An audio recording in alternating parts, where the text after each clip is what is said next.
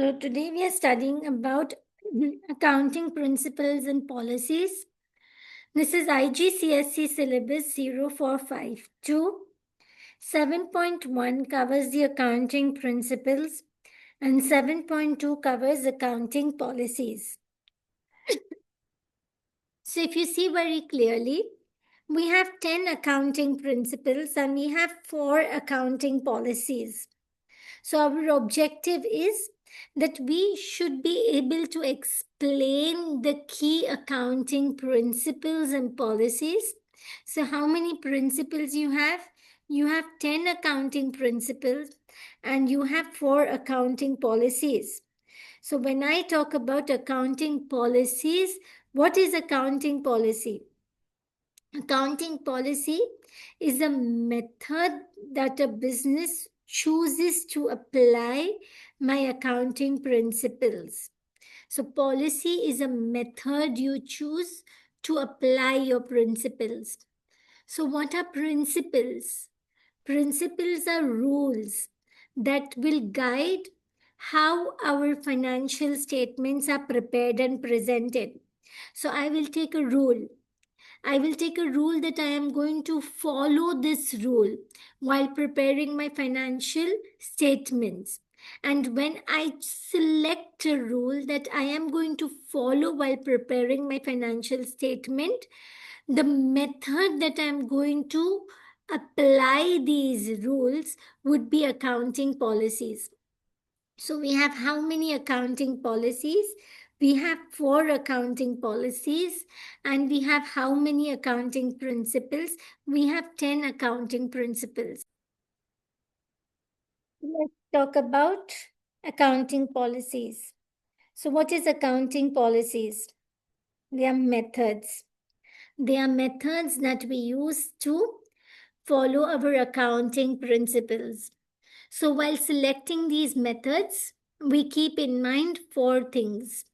4 things while selecting these methods, we see it as UCRR. Accounting policies should be understandability, comparability, reliability, and relevance. So, when we are following our accounting policies, the main principle or the main thing that we should keep in mind that is that it should be understandable. When I say it is understandable, that means it is capable of being understood. Understandability. Comparability, it should be capable of being compared with other periods. That means you should be able to compare your financial statements of last year with the current year. Or maybe it should be capable of being compared with other businesses. So, when I'm doing comparability, you should keep in mind that it should be compared. It could be compared with other periods, other business. Reliability, free from errors. Okay, your financial statement should be free from errors, and when it is relevance, your financial statements are considered relevant if it helps you to take business decisions or if it affects the business decision making. So, understandability, capable of being understood. Comparability, you should be able to compare. Reliability, free from errors. And relevance, it should affect your business decision making. 10 accounting principles. Your first accounting principle is the business entity concept. As per the business entity accounting principle, the business and the owners are treated separately in your accounting records. Owner is a separate entity, business is a separate entity, and that is the sole reason is that when the owner is bringing in the money into the business, it is recorded as capital, and when the owner takes out the money from the business, it is recorded as drawings. Accounting entity concept treats owner's money as capital owner taking out the money is drawing, because owner is separate, business is separate. Okay, then you have the principle of duality, or I would say the double entry system of bookkeeping, which tells us every transaction has two effects: one debit, one credit, one receiving, one giving. Principle of duality. So the debit is always equal to the credit, and the debit and credit must balance. The third accounting principle is our money measurement principle, which tells us only items that can be measured in terms of money must be recorded in our books of accounts. Only those things that can be measured in terms of money must be recorded in the books of accounts. So, premises, inventory, trade receivables, these can be recorded. But loyalty, leadership skills, appearance of a person, they cannot be measured in terms of money, so it cannot be recorded. Then you have the fourth accounting principle, which is the realization accounting principle. It tells that record your revenue or recognize your revenue only when it is earned. And how do you know that the revenue is earned? When the goods pass from you to the customer. When the service is passed from you to the customer, that is the time when you record your revenue or you recognize your revenue, irrespective of the fact whether money is received or not. It is not necessary to receive the money on the spot. Okay, you can receive money on the later date. But if the goods is passed from you to the customer, if the service is passed from you to the customer, you can recognize your revenue in the books of accounts. The fifth accounting principle is consistency, which tells that your accounting policies followed by you, the methods followed by you, must remain consistent year to year. You cannot change the method. Once you select a method, it must be followed consistently. Okay? Change in the method can be adopted only if the change gives a better representation, a better true and fair view of the books of accounts of the company. But for now, you should know that the accounting policies that you follow must remain consistent year to year. Once a method is chosen, it must be used consistently. Then the other method you have, which is called not the annual accounting principle, it is called the accrual, or I would say it is called the matching principle. Now, your next accounting principle is accrual or matching. Okay, this tells you that revenue or income of the accounting period, that means income of the year. Income of the year must be matched with the expense of the year. Say if I am taking income of the year 25-26, so income of the year 25-26 should be matched with the expense of the year 25-26, so that you get your profit for the year. Profit for the year 25-26. The financial statements that you prepare is always prepared for a particular accounting period, and the accounting period is, they say, income of your year must be matched with the expense for the year so that you get the profit for the year. Whether you have received the income or not is another question. If it is the income for the year, if the goods have been transferred from you to the customer in the year, recognize it as income. Is the income for the year recorded? Whether received or not is another question. But if it is for the year, you record it. So that is the reason. So if you have any outstanding income, outstanding income, or you have any accrued income, they mean the same, or you have income due but not received, in this scenario, you're going to add it to your income statement. And suppose you've received something which is not for this accounting period, it belongs to another accounting period, please remove it. So, this is the reason because of which we remove all the prepaids, we add all the outstanding so that we can match. We can match the income for the year with the expense for the year so that I get the profit for the year as the income statement is prepared for the year. It is because of your matching or accrual principle that all your outstanding is added and all the pre-received is subtracted. Next, prudence. Prudence tells you that you have to be extremely cautious. You have to be extremely careful while preparing your income statements. They say that your financial statements, can you tell me how many types of financial statements you have? We have one is called the income statement, and the other is called the SOFP, the statement of financial position. Income statement tells us our profit for the year. The SOFP is going to tell us the position of our assets and liabilities. It is going to give us the position of assets and liabilities.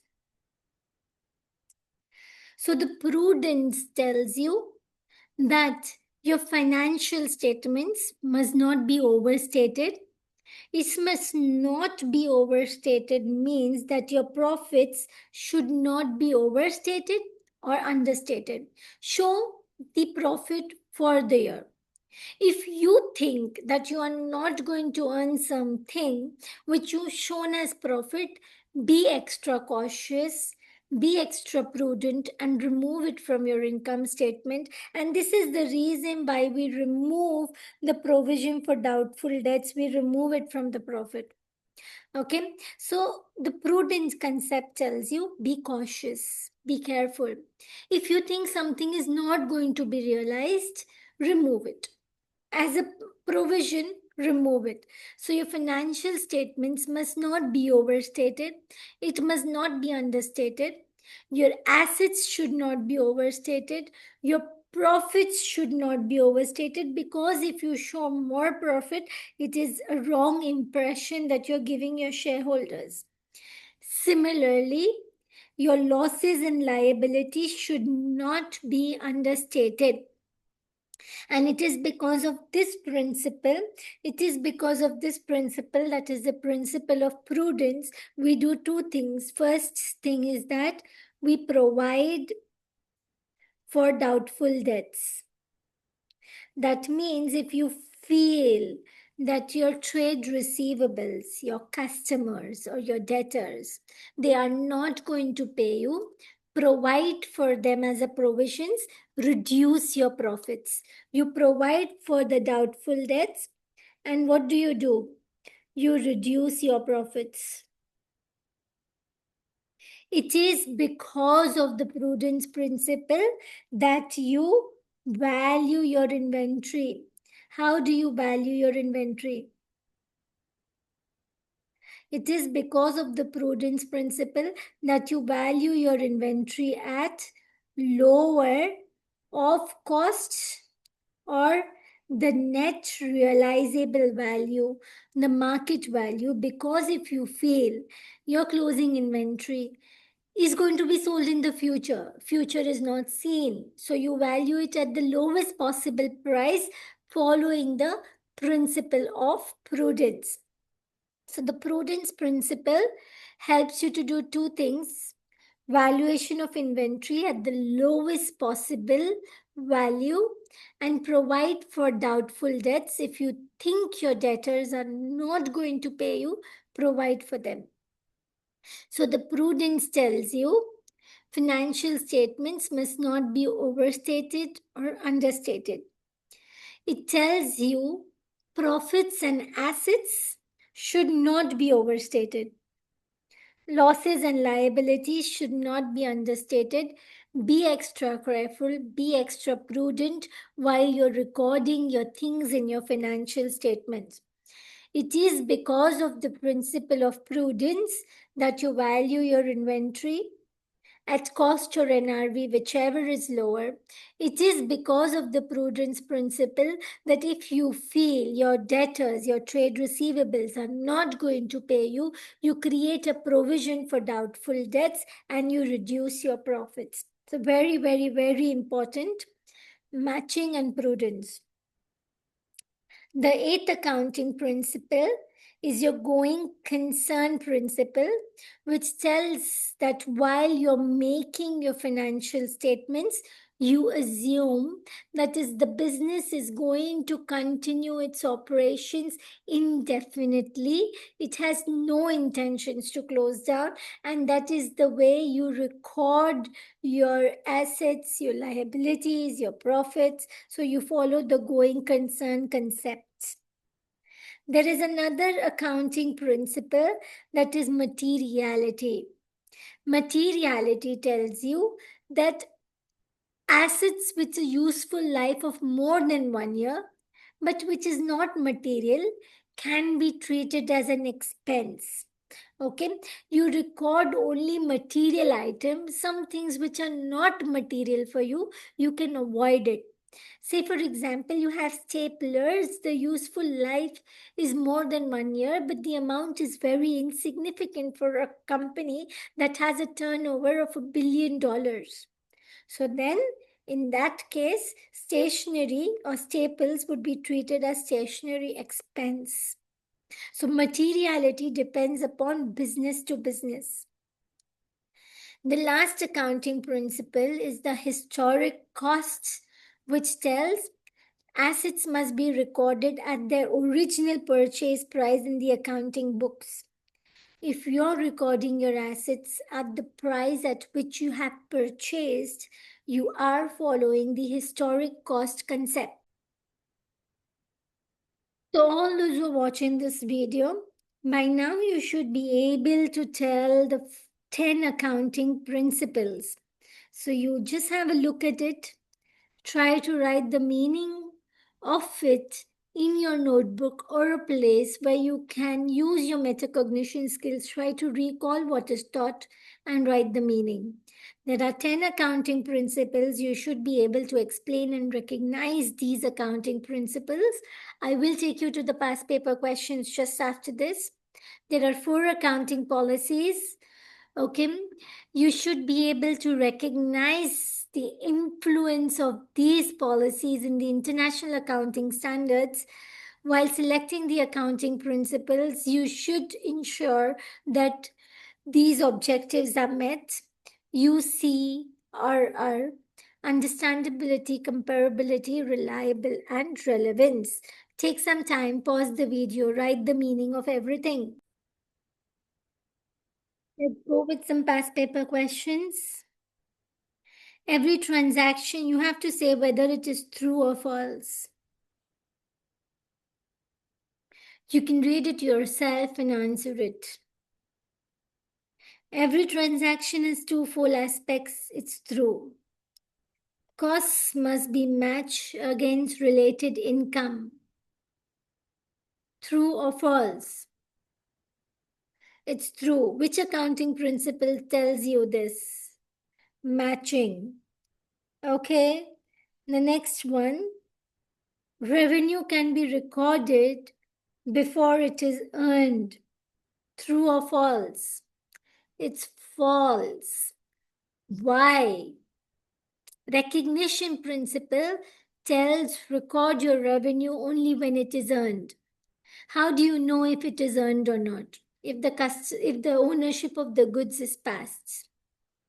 Staff expertise can be recorded. False.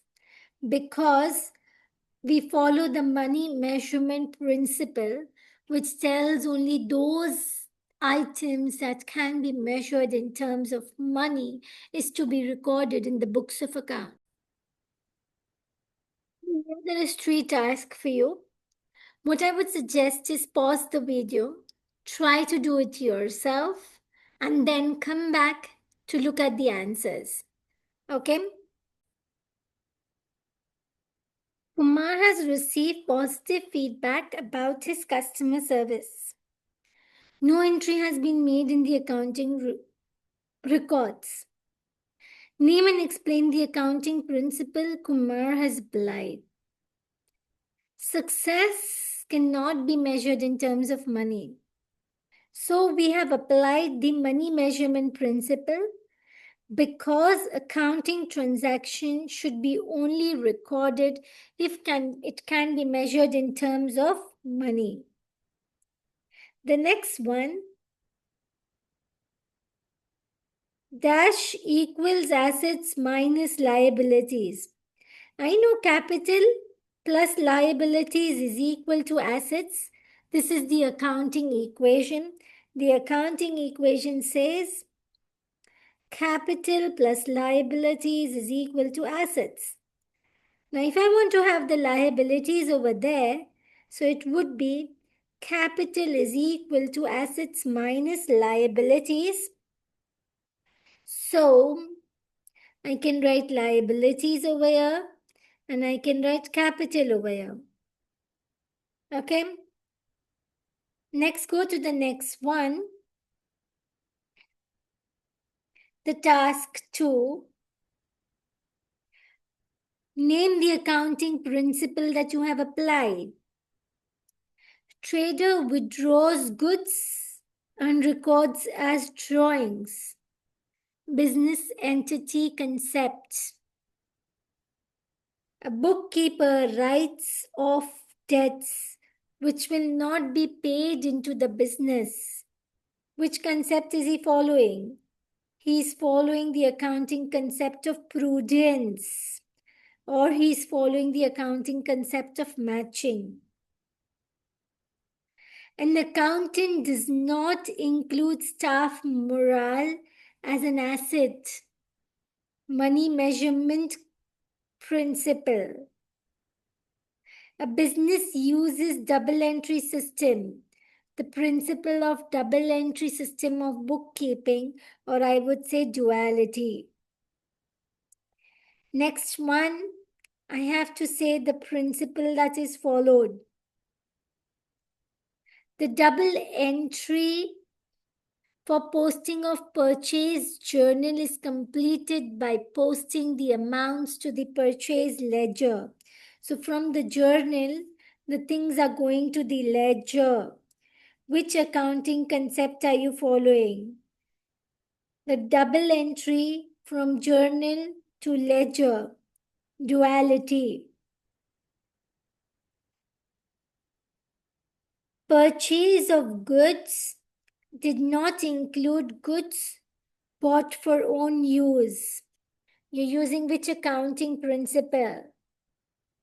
Business entity, owner separate, business separate. So own items of the owner is not recorded in the books of accounts. Stationery purchase on 6th has been recycled. This is expected to improve the reputation of the business, and reputation is not recorded in the accounting statements. Money measurement principle. Asset is shown on the purchase price. Which principle are you following? The historic cost. Let's go to the next one. Financial statements must be free from errors. Which accounting policies? Reliability. Comparability is compared. Relevance is capable of taking decisions. Reliability is free from errors. Which information is considered to be relevant? Relevant is when it affects the business decisions. Reliable is free from errors. Comparability is you can compare from period to period. Understandability would be it's capable of being understood. Next. Accounts of the business are prepared on the basis that the business will continue to operate for the foreseeable future. Which accounting principle am I following? Continue for the foreseeable future. It's going concern. So with this, we have one more thing. What is meant by the accounting objective of understandability? Financial statement should be prepared in a way that it is easy to understand by the users of the financial statements. Next, what is a trading business? What is a service business? Okay. Trading business and service business. This is a trading business. This is a service business. Hairdresser is not a trading business. Hairdresser is not a trading business. Food retailer is not a service business. So my option is A. With this, we have done with the accounting concepts and principles.